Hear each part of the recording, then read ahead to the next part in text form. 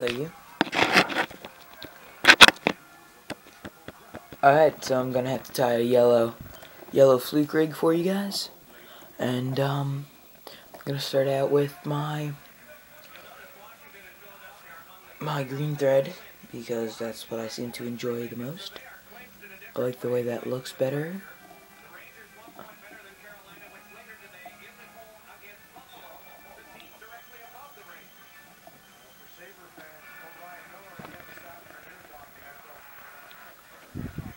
So as you can see, I'm wrapping the thread around the shank of the hook. Now, you're gonna look at this and it's basically gonna be a streamer.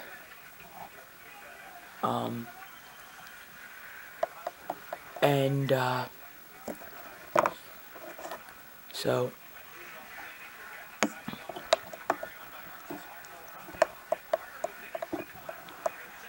after I do the thread, I'm going to cut off the little tag end over here.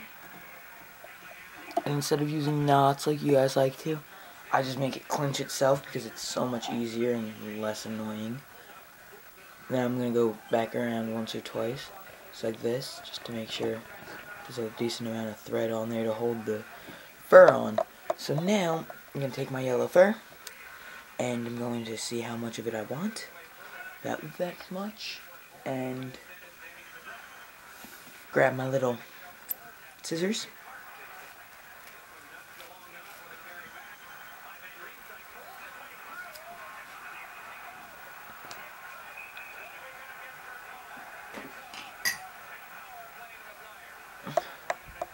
As you guys can hear in the background, I'm sure, is the Flyers game. As you can see by my jersey, I'm a Flyers fan.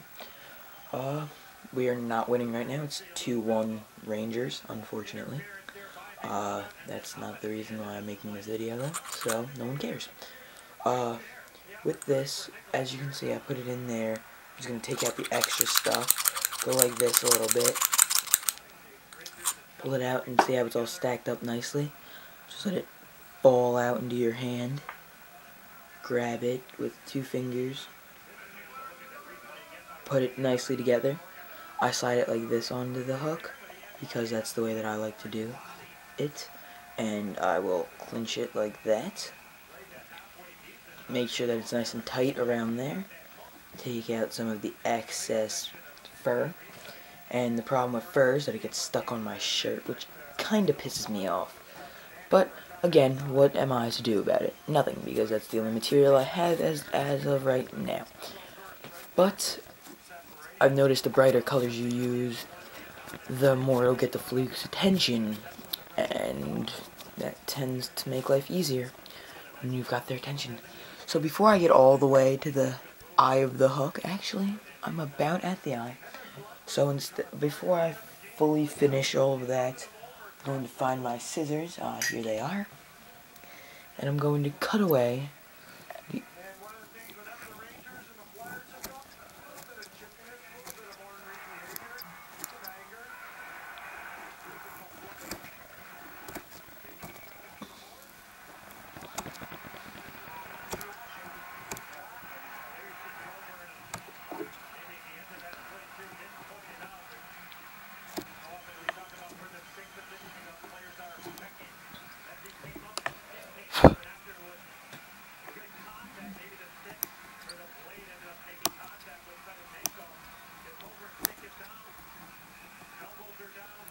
And what I'm doing right now is just cutting away enough so that I can see the eye of the hook. What I'm going to have to do now is I'm going to have to take this and twist it enough so that I can see underneath of the eye. So I can do the same thing to the underneath that I was doing on top. And as I do this, blow away the little bit of excess that's around it. Continue to wrap it. And there goes my vise, so of course that always happens. Not always, but most of the time it happens. My vise likes to piss me off a lot. See, now it might look like right now I'm using a whole lot of thread, but I'm really just using a whole lot of deer hair. And when it's all condensed like that, see, that's what it's, and it's basically done right now. I've just got to close it back up in my vise. make it so that the vise is the correct way, take my pick tool and poke a nice hole through that like there. Okay. And drop down a little bit more line. Do my clinch knot. That isn't really a clinch knot at all because I'm not using the clinch knot tool. I don't know what the tool is technically called. Again, I'm not really briefed on what everything's called.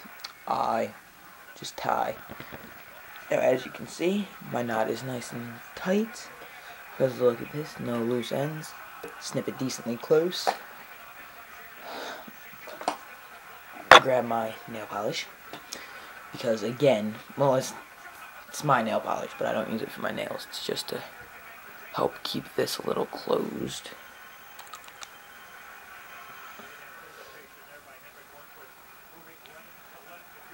And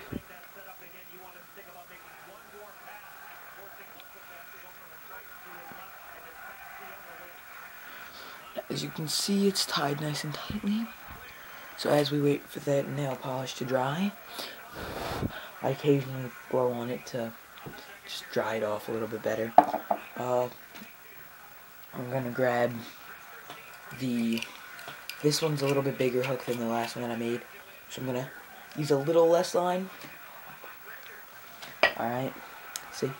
Take this end of the line, and while you're waiting for that to dry, normally I don't do this, I usually just wait for it to dry, but for video purposes, I'm going to just tie on my barrel swivel now.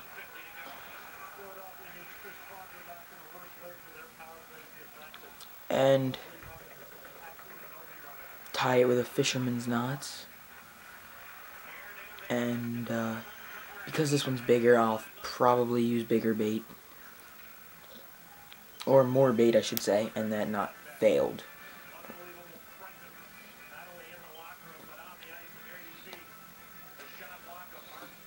So, as that knot fails, but that only failed because of what happened, I accidentally left a nick in the line. Hate it when that happens. So it broke off. Tighten it like that. Listening to the Flyers game, wishing I could watch, but I'm making you guys a video. So, yeah. As you see, there's a little tag end right there I want to cut off. So like that. It's still not dry yet. So I'm going to have to just put my bigger 1 ounce weight on there with my bigger barrel swivel. And like I said in my other video, I usually will use a spinner such as this, or occasionally I'll go bigger for dragging purposes like this, but as of right now I will not make it with this one or the other two that I've already made. So while I sit here, now that the thing is dried, go like this. Again, 5 to 8 twists. I usually do about 7, but that's me personally. I like the knot strength that has. I also like snell knots, but I can't tie a snell knot with a teaser, unfortunately, unless I get those tube teasers, and they're just really expensive, so especially when I can tie my own.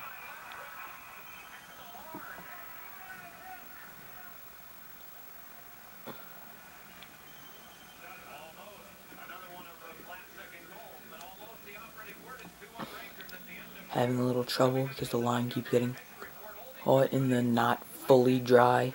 Majority of it's dry, but some of it's not. Again, more nicks in this stupid line.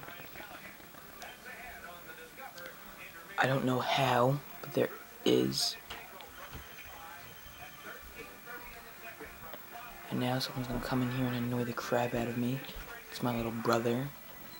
So as he sits over there being annoyingly gay. I'm going to just do this. Oh, he didn't come in. Look at that. About time he read the sign.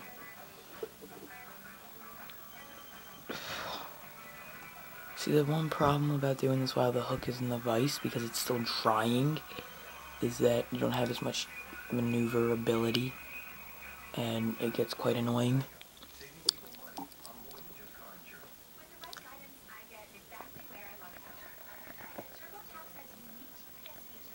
Oh, there we go. And now, after taking 90 hours to attempt to tie that last knot, snip off the little bit of excess, and there you have it. I've got a yellow bucktail teaser, 1 ounce weight, decently big barrel swivel in case a bluefish decides to come up and eat that.